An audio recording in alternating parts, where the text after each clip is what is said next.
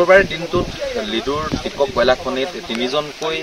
কয়লা শ্ৰমিকৰ মৃত্যু হৈছিল আৰু নেপালৰ এজন আৰু 2জন মেঘালয়ৰ কয়লা শ্ৰমিক তেওঁলোকে যি ৰেড হল মাইনিং আছে বিপদজনক ৰেড হল মাইনিং আছে ৰেড হল মাইনিঙত খনন কৰি থাকোঁতে ভূমিস্খলন হৈ মৃত্যুমুখত পৰিছিল আৰু এতিয়াও বৰ্তমানলৈকে এই মৃতদেহ উদ্ধাৰ কৰিবলৈ সক্ষম হোৱা নাই প্ৰশাসনে আৰু এতিয়ালৈকে জিলা প্ৰশাসন আৰু SDRF যি বাহিনী আছে বাহিনীসমূহে ইতিমধ্যে কৰি আছে তেওঁলোকে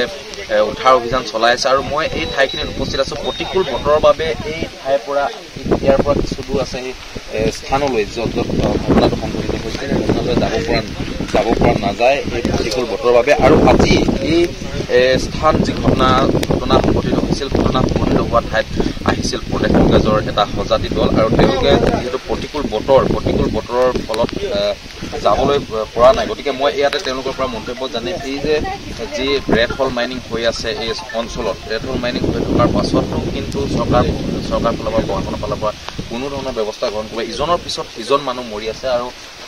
প্ৰাক্তন মন্ত্ৰী বাইদেউ আপোনাৰ পৰা জানিম যে এই ৰেড হল মাইনিং এনেদৰে চলি আছে ইজনৰ পিছত শেহতীয়াকৈ 3জন এবছৰ প্ৰায় এবছৰ আগত 5জন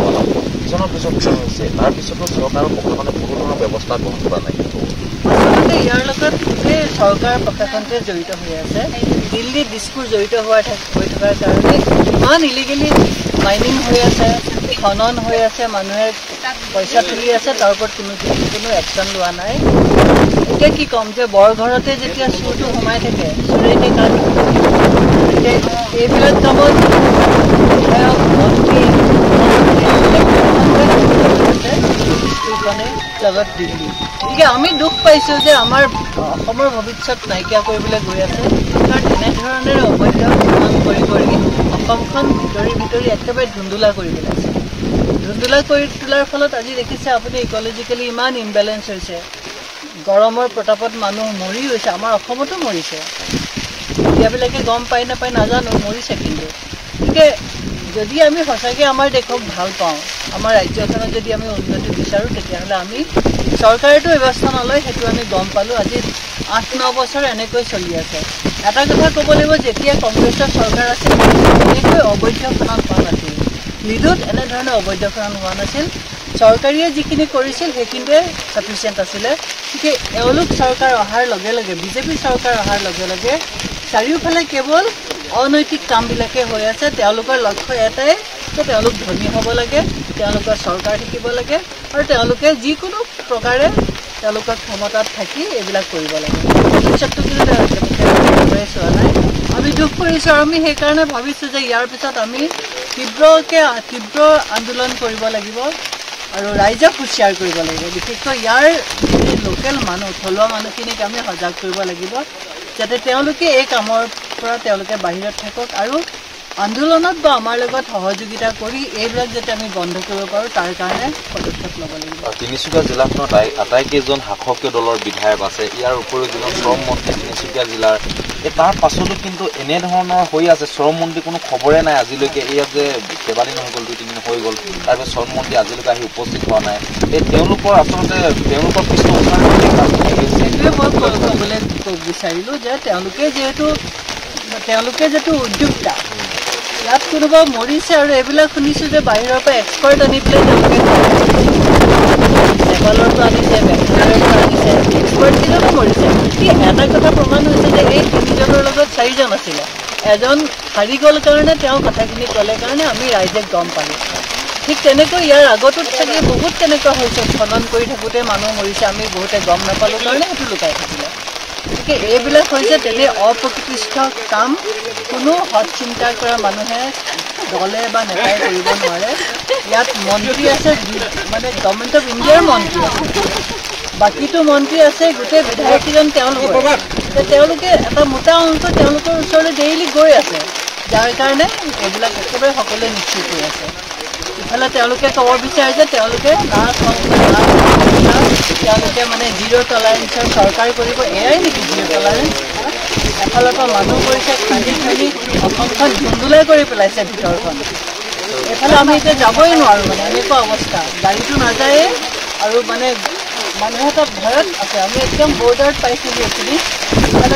ডাঙৰ ডাঙৰ ডাঙৰ এৰিয়া খানি খানি লৈ গৈছে গতিকে অতি তীব্ৰ ভাষাৰে আমি নিন্দা কৰিছোঁ গৰিহণা দিছোঁ আৰু এইবিলাক বন্ধ হ'ব কৰিবৰ কাৰণে আমি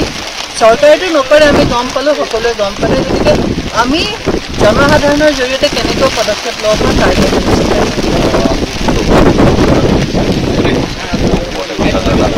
তেওঁলোকে ভিতৰতে উদ্ধাৰ কৰিব পৰা নাই ইমান দিন কিন্তু টকা উদ্ধাৰ কৰিব পাৰিছে টকা উদ্ধাৰ হৈছে প্ৰায় গভৰ্ণমেণ্টৰ খনন কাৰ্য চলি আছে তাৰ সমান্তৰালকৈ ইয়াত অবৈধ খনন কাৰ্য চলাই চলি আছে তাৰ মাজতে 3জনকে মৃত্যু শ্ৰমিক কয়লা শ্ৰমিক মৃত্যু হ'ল তেওঁলোকৰ আচলতে বৰ স্মাৰ্ট মেঘালয়ৰ মানুহ স্মাৰ্ট নেপালৰ মানুহ স্মাৰ্ট তেওঁলোকে আহিও তেওঁলোকে প্ৰাণ ৰক্ষা নহ'ল বাহিৰত এজন থকাৰ কাৰণে এইটো আচলতে প্ৰকাশ পালে গতিকে এই সম্পূৰ্ণ ঘটনাটোত যিমান খনন কাৰ্য অবৈধ এইবাৰ চৰকাৰ সম্পূৰ্ণ জড়িত আছে অসমৰ মুখ্যমন্ত্ৰী ইয়াত জড়িত আছে ইয়াত শ্ৰম মন্ত্ৰী বিধায়ক কথা নকলোৱেই ইয়াত জড়িত থাকিব লাগিব তেওঁ যেতিয়া ঘাই মানুহজন আছে গতিকে চৰকাৰ যদি দুৰ্নীতি নকৰাৰ কথা তেওঁলোকে প্ৰতিশ্ৰুতি দিছিল তেওঁলোকে ৰক্ষা কৰিব পৰা নাই গতিকে খনন কাৰ্য যদি বন্ধ নহয় দেশৰ ভাৰসাম্যতা দেশৰ ভূমিকম্পৰ পৰা আৰম্ভ কৰি প্ৰাকৃতিক ভাৰসাম্যতা সম্পূৰ্ণ নষ্ট হৈছে গতিকে আমি সকলোৱে মিলি গভৰ্ণমেণ্টেও চিন্তা কৰা উচিত আছিল যে এই অবৈধ খনন কাৰ্য সম্পূৰ্ণ বন্ধ হ'ব লাগে আমি দাবী কৰিছোঁ আৰু ইয়াৰ যিবিলাক জড়িত যিবিলাক ইয়াতে খনন কাৰ্যৰ পৰা কয়লা লয় যিবোৰ চিণ্ডিকেটত জড়িত আছে তেওঁলোকৰ ঘৰত চিবিআই ইনকুৱাৰী হ'ব লাগিব যোৱাকালি এটা ইনকুৱাৰী সাধাৰণ ইনকুৱাৰী এটা 3 কোটি টকা পাইছে গতিকে বহু কোটি টকা তেওঁলোকৰ হাতত আছে গতিকে এই টকা থোৱাৰ কাৰণে খনন কাৰ্য আৰম্ভ কৰিছে গতিকে ইয়াৰ সম্পূৰ্ণ নিৰপেক্ষ হ'ব তদন্ত আমি বিচাৰিছোঁ এয়া আছিল